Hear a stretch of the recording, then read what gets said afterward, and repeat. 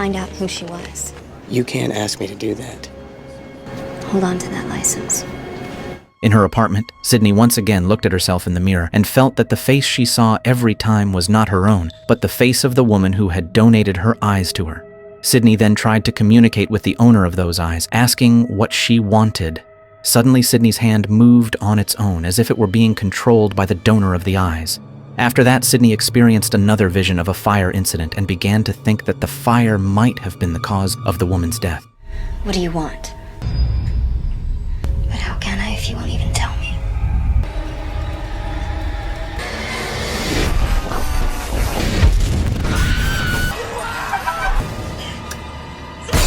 Sydney tried to search for the woman's identity on her own, but suddenly Paul came to see her. Secretly, Paul had obtained information about the identity of the eye donor and explained that the woman's name was Anna, who came from Mexico. After Anna's death, her eyes were taken to be donated, and Sydney turned out to be the most suitable recipient. Without wasting any time, the two of them immediately traveled to Mexico to meet Anna's mother. Your donor was from Mexico. You get car sick?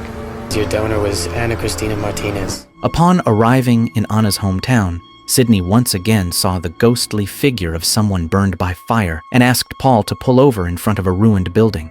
Sydney realized that the place had once been destroyed by fire and that everyone inside had died in the blaze. Paul then asked a young boy who was playing nearby, and the boy explained that the place used to be a ceramic handicraft factory, but a massive fire had killed all the workers, including the boy's older brother. Before leaving, the boy briefly mentioned a witch who was believed to have caused the fire. Then, they continued their journey to Anna's mother's house. When they arrived, Sydney and Paul met Mrs. Martinez, Anna's mother. As soon as Mrs. Martinez and Sydney looked at each other, she immediately realized that Sydney had her daughter's eyes. Mrs. Martinez then began telling them about Anna. Anna was an introverted teenager who had a special gift since birth.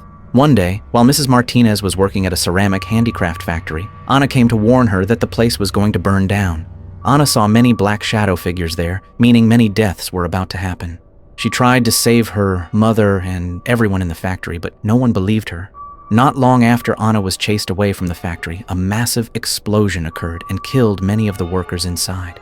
The villagers blamed Anna, believing her presence caused the fire, and they came to her house, throwing stones at it while calling her a witch. Inside the house, Anna believed that her mother had died in the fire, even though in reality, Mrs. Martinez had survived by escaping just before the explosion.